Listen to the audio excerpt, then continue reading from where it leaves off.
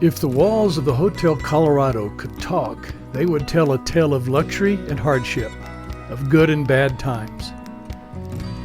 Almost immediately after the Hotel Colorado opened in 1893, the repeal of the 1890 Sherman Silver Purchase Act created the Silver Panic, and overnight, towns like Leadville and Aspen seemed like ghost towns.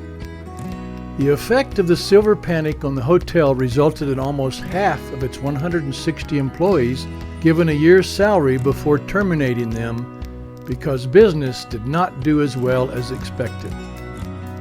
Another issue arose. In the early 20th century, the Hotel Colorado received as many as 1,500 guests in the summer. But the winter saw few people stay. The reason was mostly the lack of central heating. Imagine chopping enough wood for 170 open fireplaces in the hotel. Teddy Roosevelt's stay at the Hotel Colorado during his 3-week hunting trip in 1905 will be part of our next video about the president. According to the April 15, 1905 edition of the Glenwood Post, Elmer E. Lucas, who had been with the hotel since its opening and was part owner, became the general manager.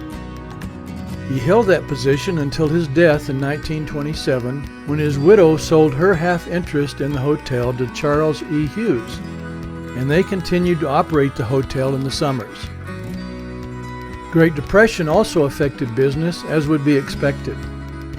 But in spite of hard times, the Hotel Colorado maintained its grand reputation. Then along came World War II.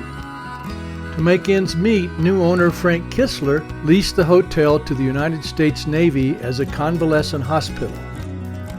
In an effort to make the facility modern and as sterile as possible, fireplaces were plastered over, beautiful marble sink tops and bathtubs torn out, and a new heating plant added. After the war, the hotel changed ownership and managers many times.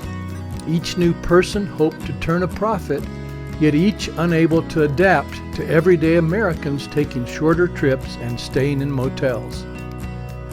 At one time, the name was even changed to the Village Inn, and for a while it became an Ambassador Motor Court with a 180-foot fountain and the courtyard gardens ripped out.